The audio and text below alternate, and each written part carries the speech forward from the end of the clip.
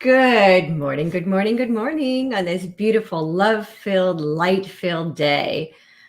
I trust that you are emanating light, that you remember that you are light embodied, and that you are shining your light so bright the darkness is blinded by your presence.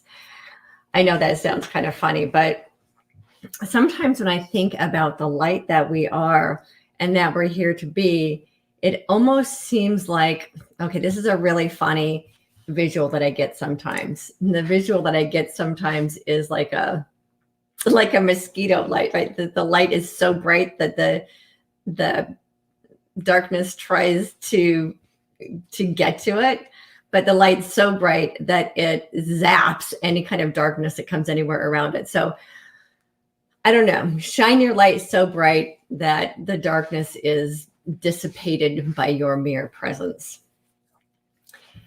And that fear melts away by the love that you are.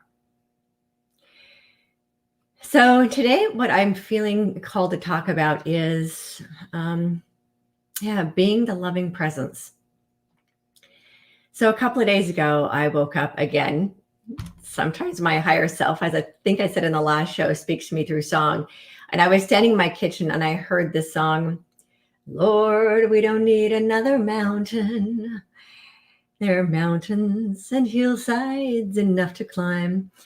I'm in my kitchen and I'm thinking, okay, we definitely don't need another mountain. We have plenty of mountains to climb. What's going on in the world right now and our past history that we are in the process of dismantling, for lack of a better word, and creating an entirely new world on top of that. So we don't need any more mountains to climb. And then I got the insight to look this song up because it's a song that's been around for decades.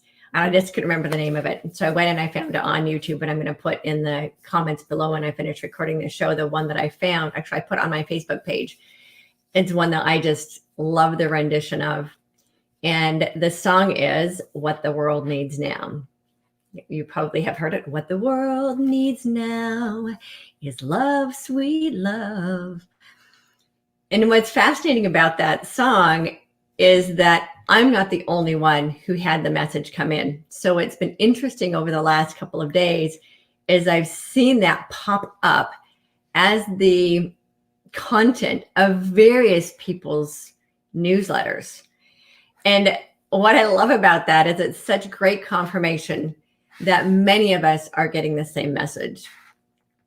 So what does this mean that what the world needs now is love, sweet love? Well, there's not necessarily a misinterpretation, but an understanding that love is an emotion that is shared between people, and that we have to get that as a missing ingredient from someone else, feeding it to us. The truth is that every single one of us are love embodied. It's actually the stuff we're made of. And it is a visceral energy that we send out and then others reflect back to us. So it isn't about getting it from someone else. It's about us being love, and then it is being reflected back to us from other people who are within that same resonance. So instead of thinking we have to go someplace to get love from someone else, understand it's already who we are. And, if we're looking for a romantic relationship, it's about wanting to find someone else who can reflect back to us that which we already are. So that's love on an emotional level. Love is actually an energy. It is the visceral energy that all things are made of. And when we learn that we are actually an embodiment of love, we can start to understand that it reflects out from each and every one of us, from our heart center. Our heart light is in direct communication with source, with the light of source, with the love of source in our heart. We're actually making love by being who we are. So love, knowing that it's the energy that's emitted from our own heart, we can then visualize sending love in waves. I call them love waves across the planet.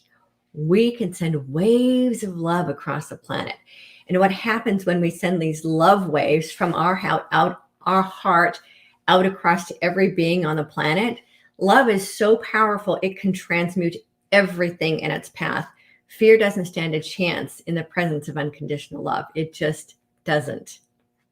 And just in the same way that darkness can't exist in the absolute light. So this is about remembering that as love embodied, we are the love that humanity needs. What the world needs now isn't emotional love. What the world needs now is for every single one of us to remember that we are the love the world needs. So I find, for me, when I sit in my quiet space every morning, I envision these waves of love coming out of my heart and flowing like tidal waves across the planet. And what that does is it transmutes all the fear. There is so much fear floating around right now, and we know that. It is fear's last desperate attempt to maintain control over humanity. It's the darkness' last desperate attempt to maintain control over humanity. And it isn't even, what's interesting is that it isn't about fear and darkness wanting to control humanity like that. It's more of understanding that when we came into this human form, we chose to experience the contrast. So in this, the most complex video game ever created, I'd like to think of it that way, there are some souls, excuse me, I have a piece of hair on my face. I think it keeps getting in my eyes. Sorry about that. That there are some souls who have chosen to incarnate on planet Earth to be the contrast, to play the role of the contrast that we have all agreed to play. That's how we learn to send love to those people who we may despise the very most. Now, that energy in itself of hate is a dark energy in itself. So if you consider yourself to be a light worker, yet you send hate toward individuals, understand that you are also being infiltrated by the darkness, because hate is a dark energy in itself. Hate does not come from the love consciousness that each one of us are. So the darkness is allowed to exist in our present reality because it's part of the deal. Those beings came here to play a role in the darkness to create the contrast for us as a human experience. Remember, we are all love having a human experience. None of us are disconnected from each other. That as a collective human experience, we are experiencing the contrast of love and light, fear and darkness. And there are beings on the planet who are playing that contrast role. If you remember back to the words of Yeshua, when he said to love your enemies and pray for those who spitefully use you, that's what he was talking about. He was talking about learning to recognize that every human being is doing the very best they can with what they know, to forgive them because they don't know what they don't know, and to understand through the eyes of love, through the eyes of unconditional love, recognizing those people who are playing the contrast of fear and darkness need us to send them love and light, that they will be healed and remember who they are as love and light embodied as them. They also have the choice whether to continue to play that role in the darkness, being a part of creating the contrast, or if they choose to then remember who they are and come onto the path of love and light. And here's the thing, the more of us who continue to send anger and resentment and judgment and hatred toward them, we're actually helping to keep them in the dark by sending them those dark and fear-based energies. The way to heal and enlighten those who are working in the dark and those who can't even see yet. I mean, how many people right now know we are in the Great Awakening and we are in the ascension process, and we want so many people who we love to wake up and remember who they are. And they're not going to wake up and remember who they are as long as we are sending them like jabs of anger and jabs of resentment, and like I'm seeing like swords and pokers and daggers. If we are sending someone else daggers, we are actually contributing to their suffering and contributing to them not waking up and not remembering who they are. So it's up to every single one of us who know who we are, who have learned to find that loving center within ourselves, who have remembered that we are all light consciousness embodied in each one of us, and that we are creating our collective reality. It's up to every one of us who know that and remember that's who we are, to feed that forward. As long as we are projecting fear and darkness, hatred, resentment, judgment, and all of those yucky fear-based beliefs and feelings out into the world will experience more of that. So if we want to get to the ascension faster, with more grace and with ease, efficiently and effectively, it's up to us to move the love and the light forward, regardless of who that person is that you may feel despicable towards because of their very existence on the planet. We can't create the world we want to create as long as we're harboring resentments toward anyone else and toward any aspects of ourselves. So I'm going to talk about that a little bit. That personality self that exists within every single one of us is what some people refer to as the ego. So that personality self of who we are is the part of us who is projecting those not so loving energies toward other people. And you know who I'm talking about, right? The controllers of our planet, as some people call them, the cabal, the deep state, whatever the names are for, a good portion of the 1% on our planet, who we see as wanting to keep us in fear and darkness and control. We need to send them love and light. It's only our ego, our personality self, in our own self-preservation that's projecting those energies out toward those other individuals. When we understand that we are love embodied, we don't have that kind of resentment. We actually want them to be healed, because the more people on this planet who are healed, the more people who wake up, the more people who remember who they are, the faster and more collectively we can move into the new world that we know we want to create. And that is coming. It's coming. When it arrives is up to how many of us learn to see all of life through the eyes of love, and all beings through the eyes of love, through the eyes of Source. Source is love. God is love. When we can see all of life through those eyes, that's when we create the new earth reality we all seek. And as long as we hold ourselves in fear and resentment, we're actually blocking us from our own good. As long as we hold others in fear and anger and resentment, we are blocking us from our own good, because there is no separation in this human experience. What every other person experiences is a part of us experiencing as well, and that being reflected back and forth. We're the love baby. We're the love the world needs. And here's another thing to remember, that ego self, so many people have been told to resent the ego that exists within each and every one of us. So I prefer to use the term personality self rather than egoic self, because the word ego in itself is such a trigger word for a lot of people, just as the word God is a trigger word for a lot of people.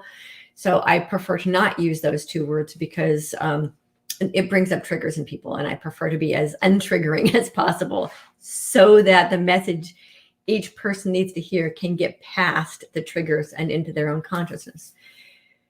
So the personality self, the egoic self, exists within every one of us for a reason. It is the aspect of ourself that is our protector. It's an inner protector that exists within the personality self. So when we are projecting anger and resentment and judgment toward other people, it's actually our personality self trying to protect itself from what it sees as danger. It's like the brainstem, right? What do we call that? I'm blanking on the word. That very base personality self that is always trying to protect us. So all of the fear and the darkness and the fear mongers and the controllers and whatever label that we have for the people that are trying to keep us in fear and control, it's like the lion, right? It's our basic self who is trying to protect us from the lion who's out to get us. And that rather than holding that aspect of ourselves in anger and resentment and judgment, understand that it is an important aspect of the human experience to protect us from what we perceive as dangerous. And that this egoic personality self, sometimes when it has fear-based beliefs attached to it, prevents us from being the fullness of who we, as divine love, having a human experience, have the ability to be.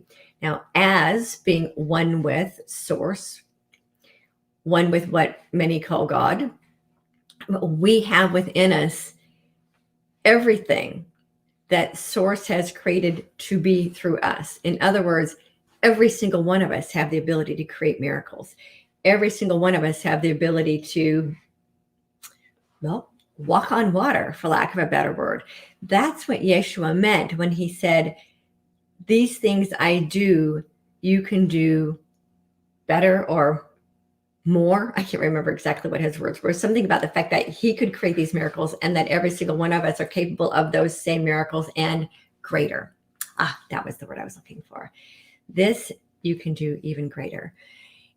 Because every single one of us are infinite love, infinite creation in human form. So when we're able to peel off the layers of fear-based beliefs, the personality self is no longer afraid of allowing us to be more of who we have the capability to be. It's only our own beliefs in doubt and fear and self-judgment and what we think others, how we think others might judge us, that we're not able to do greater things within our own lives. So I wanted to talk about that because so many people have this, not even knowing that they have a self-judgment toward their personality self, who is actually a very important aspect of who we are. And as we learn to understand that we are love embodied and we are light embodied, we can start to peel off these layers of fear that have prevented us from finding the wholeness of who we actually are. As divine love having a human experience, as God's source energy having a human experience. And that the more that we remember that that's who we are, the more we're then able to send that love outward. We transmute the fear and the darkness within ourselves with the love and the light that we are. Then we send those waves of love and light out into the collective consciousness, especially to the people we fear the most, especially to the people we resent the most, especially to the people we may consider to be our enemies. Send them love in tidal waves, that they remember who they are and that their hearts are healed, that their heart light can begin to grow again. Because what's happened with them, because they've chosen to play the role of fear and darkness on our planet, they're very disconnected from the source light that exists within them. but it isn't completely extinguished, because if it were entirely extinguished, they wouldn't even be alive anymore. You cannot physically exist on the planet without the spark of source light in your heart. When the light goes out entirely, the heart stops working, life ceases to exist. So the light is there. We want their heart light to be expanded. We want them to learn how to love again. We want them to learn how to play in the light and play in the loving. When that happens, the contrast that we've been living in melts away. And this earth then becomes a place of peace and becomes a return to the garden that earth once was, as our collective of souls choose for this to now be a place of peace and a place of harmony, rather than the school of contrast that we've been living in for thousands of years. There are so many of us now on this planet who are here as embodiments of love and light to create the peace on earth that humanity's been asking for, to create the heaven on earth humanity's been asking for. As a collective of souls, our souls are beginning to agree that we are now ready to move past the earth school, the great human experiment of the contrast of light and darkness, and instead become a place of peace. Now, there may be a time in our human future where we decide that we want to have the contrast again. Right now, our collective of souls is choosing to move out of the game of contrast, which is the third dimension reality that we've been living in. Enough of us are saying, we're done with that level 3 game. We want to move into the level 5 game. And so a lot of humanity has moved up into the 4th dimension, which, as I've said before, converged with the 3rd dimension in 2012, allowing us to move into higher levels of consciousness. Heaven on earth is the 5th dimension in our earth consciousness, our collective consciousness.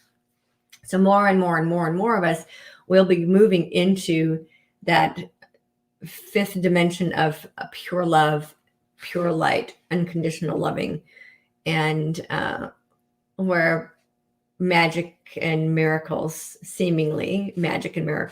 occur with grace and with ease, because it's an expression of who we are inside. So in that dimensional reality of unconditional love, we will be able to create in an instant when that is what's best for us. That's what's interesting, is that sometimes what we think we want isn't what's best for us. So if it doesn't manifest in our reality, it's because it wasn't aligned with what's best. In a 5th dimensional reality, because we will all be making our choices from the heart, from a desire for the whole of humanity to experience peace on earth, love on earth, heaven on earth, prosperity for all. What we desire will begin to manifest faster and faster and faster, because it is aligned with the rockets of the heart's desire, and without any of the restrictions that come from the mind, from the personality self. So the personality self, in its own fear and need for protection, is what creates the barrier to us receiving what our hearts desire. So the more we can process the fear-based beliefs, the more we can get in touch with our loving self by doing the inner work to peel off the layers of fear-based beliefs to get to our loving truth, the faster we'll be able to manifest heaven on earth. Now, some of us have found how to create that inside of ourselves by letting go of all of the fear-based attachments that block us from having it. So ultimately, what the desire is for, I imagine, every person who is watching this program, is for humanity, for all of the hearts of humanity to be healed, for all the beings on earth to remember that they are love and light embodied, and that we all move together as one consciousness into this new love-based reality. No one gets left behind. That's what I envision for our future. that fear stuff that's spewing around out there, that's actually old news. That's old news. And here's why. Everything that we see existing in our present concept of time, space, reality has already occurred in the greater consciousness, in the spiritual realm, in the ethers. What we are seeing out is a story being played out in the past, in a sense, because what's happening on our planet right now collectively is, my understanding, is a couple of years behind it being created in the etheric field. So we're watching an old story being played out. My understanding is that love and light have already won.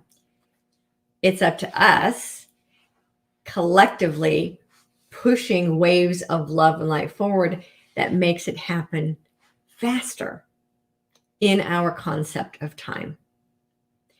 So the more we're sending waves of anger and againstness and frustration and fear, the slower that process will be. That's how we create our reality. If it's already written in the stars, if it's already been created, we're already on the ascension timeline. We imagine it into existence by our collective consciousness, and how soon it manifests is how soon each of us hold that loving within ourselves and send that love outward. Now, I know it's really, really difficult to love your enemies and pray for those who spitefully use you. And the reason that's so difficult is because human beings are trying to understand that from an emotional level, from love as an emotion.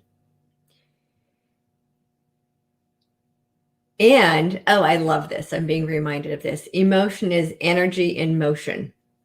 When we understand that love is energy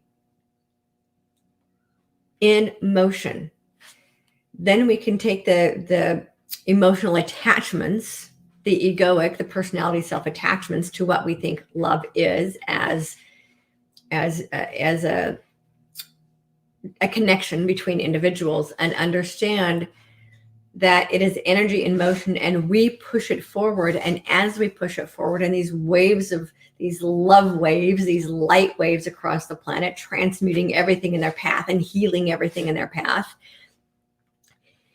that we have an energetic connection to every other being on the planet as one energetic fields.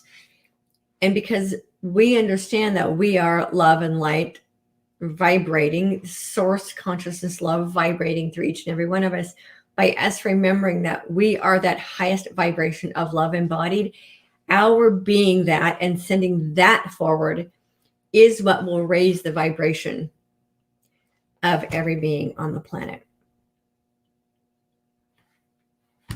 We are the ones we've been waiting for. We are the love the world needs.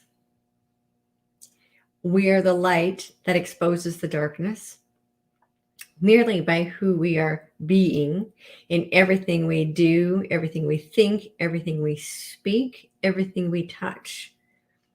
When that comes from the source loving essence within our heart, that moves the love and the light forward as well. So it's not just about sitting at home and, oh, I'm love and light. It is about actively being that. It is about divine action, divine love in action. So just sitting back and being love and light is fine for some people. And for those of us who are an active part of the Great Awakening experience, it's up to us to play an active role in being the love and the light on the planet. Actively being it every place we go, everything we touch, every word we speak, every thought we have. Now, I know that's difficult in this human experience because that personality self tries to sneak in there and not be loving all the time. And what's really important is that we recognize it, not try to stuff it down and pretend it doesn't exist and call it a liar or hate that aspect of ourselves, because that does not help either. What it is recognizing it. I hear you.